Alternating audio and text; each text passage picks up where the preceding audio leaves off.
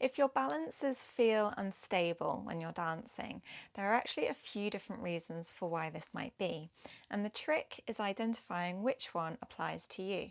So let's break this down together, starting off with alignment. So I feel like this one will apply to most dancers. So first of all, let's look at what the head is doing. Is the back of your neck long?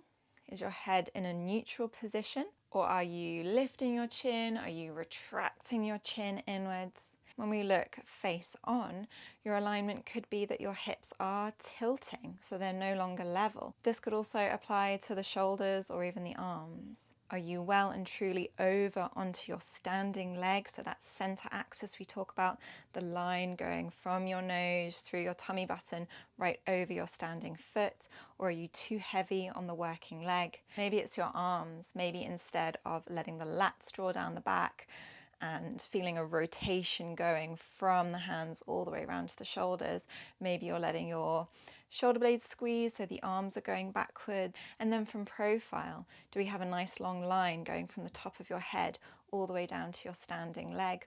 Are you maybe sinking into hypermobility? Or are you zipping the hips up at the front and dropping the tailbone at the back? Is your ribcage flared, or do you have a feeling like it's knitting together? So checking your alignment alone might dramatically change your balance, and that's whether you're balancing in a retiro position, an arabesque, or even maybe à la seconde. And if you're focusing on a balance in retiro or maybe in a coup de pied position, check that you're not pressing your working leg into your standing leg. Your working leg should feel as light as possible. There should definitely be no pressure on the outside of the foot that might push the foot into a sickle. You want to be really lifting under the thigh, engaging the hamstrings. But maybe your alignment is really good and you're still struggling with your balances, in which case we're next going to look at whether you're using the right muscles.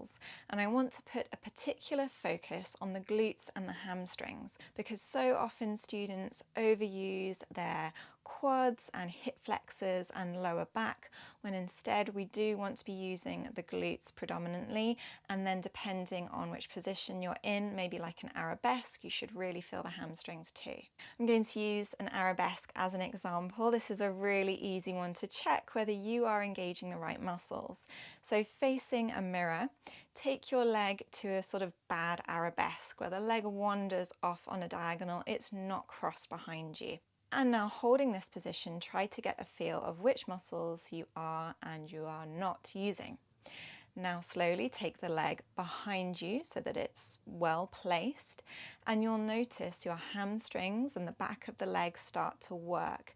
You'll also notice your glutes squeezing, and you should feel much stronger in this position. Now some great exercises to work on your glutes could be fire hydrants in a 4-point kneeling stance, any kind of bridge exercises, so it could just simply be lifting the hips up and down into bridge. You could do single leg marches if you wanted to be slightly harder. You could even hold your bridge and do leg drops. Also in 4-point kneeling, you could do your leg lifts, and you can even do some rainbows. These are all great for glutes. If you want to work on your hamstrings, again, anything in a bridge is going to target the hamstrings, but you could also do donkey kicks in a 4-point kneeling stance. If you think the problem might be your core, then I've got some great exercises I'd recommend. Starting off with dead bug, you lie on your back, fingers reaching up to the ceiling, legs and tabletop. Then you extend the opposite arm and leg away from each other, keeping your core engaged, and draw them back in, and then alternate to the other side. You could do around 20 of these. Then for your obliques, you can try lying on your side, lifting the top leg and then joining the lower one, or you can do double leg lifts. And of course, planks are great for working on your core. You can either do the standard planks, you can go onto your elbows, or if these are too hard, you can do bear planks. Adding hip dips are great for strengthening your obliques. And if you want to make these harder, you can add leg pulls.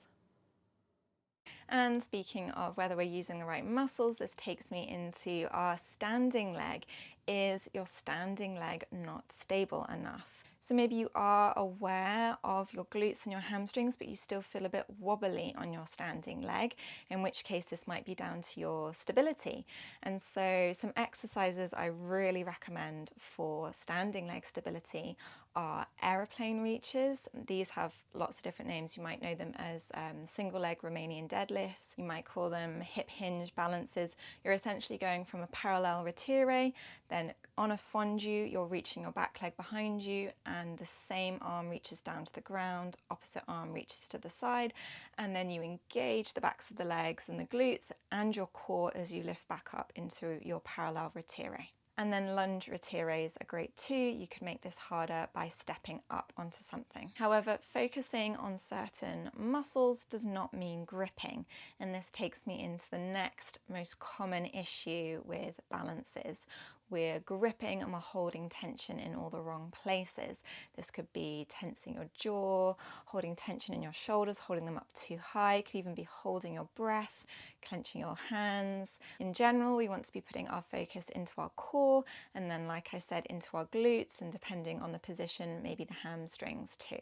In general, in a balance, you want to feel quite serene. I've always found that balances are quite meditative in a way, because you're so hyper-focused on all the things that we're talking about in this video, and focusing on your breath as well, which is another thing I would really recommend.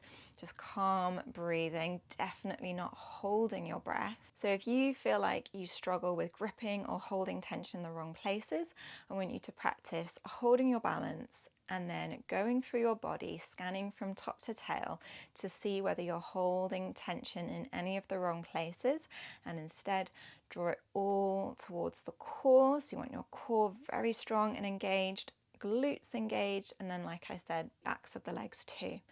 Then I want you to focus on your breathing, nice and calm, not holding your breath. And then, even though I know balances can feel a little stressful, I want you to try and find a sense of calm. So now, moving on to our next most common issue, we're going to look at the eye line. Your eye line is crucial in any kind of a balance, and I so often see students so concentrated in their balance that their eyes drop and they look down to the ground, or their eyes are floating around and they're not focusing on something. So in general, where your eye line is doesn't necessarily matter. You could have your eye line looking down to the ground, but what's most important is that it's focused on a spot. In ballet, typically our eye line will either be at a sort of normal eye line height, or you'll be looking slightly higher, maybe projecting out to an audience, or maybe if you're holding an arabesque, you might be looking up towards the fingernails. Then if you're doing something maybe more contemporary, for example, your eye line might be somewhere a little more experimental. Maybe you're looking down at the ground, maybe you're looking off on an angle. Wherever your eye line needs to be, you need to focus on a point. Your eyes can't be wandering. Just because your head is looking in a general direction, that doesn't count. You need to focus on a spot. You might hear this a lot in pirouettes, but it is true of any kind of balance. So you can try this out by finding a balance, standing on one leg, any position. Try first of all moving your eyes around the room in any manner. And now try focusing on a point and really focus your eyes. Keep them very still. Hone in on that point. And hopefully that should feel a lot easier. Now, if you are a slightly more advanced dancer, you may be required to hold balances where the eye line is moving. Maybe the upper body is doing something different to the legs and the core. And so if you do have to move your eye line, it's very important that the trajectory of your eye line is considered. It can't be haphazard. So let's say, for example, you're holding a balance on one leg, but your arm is doing an arc and your direction is to follow your hand. Personally, I don't follow my hand when I'm doing this. My eyes are actually looking at a point further in the distance, but I'm making sure my head is still following the same arc as my arm, so it gives the appearance that my eyes are following my hand. But it's much easier to find a focal point that's further off in the distance and control that movement than to look at something quite close up. Then it's crucial that you really engage your core, and if you're moving your upper body, you are not moving anything else. So the movement of the arm and the upper body and the head is isolated. Your core and your standing leg stay strong and grounded in order to support you. Now, you might find that all of the above isn't the issue. What is the problem is whenever you go on demi-pointe, suddenly you can't hold your balance. Or you might find both are difficult, standing on a flat foot and standing on demi-pointe. But it's important not to confuse these are separate issues.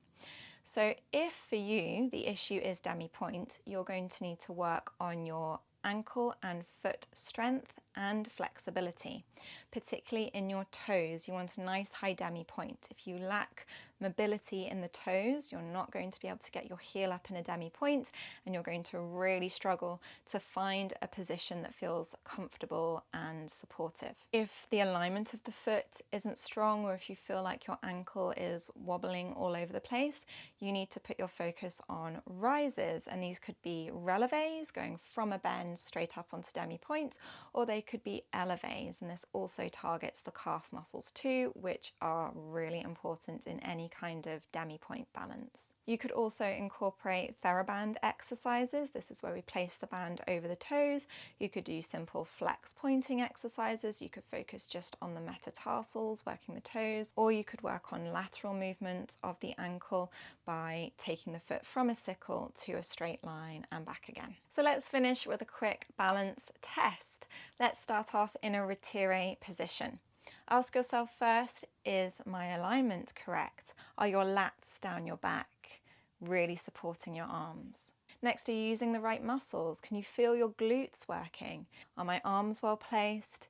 Is my chin lifted, or does the back of my neck feel long? Then, is your standing leg stable? Can you feel like your center axis is right over your standing foot, or does your working leg feel really heavy? Are you lifting that working leg, engaging the hamstrings, keeping the foot feeling really light, so no pressure into the standing leg? Are you gripping or tensing any part of the body that you shouldn't be?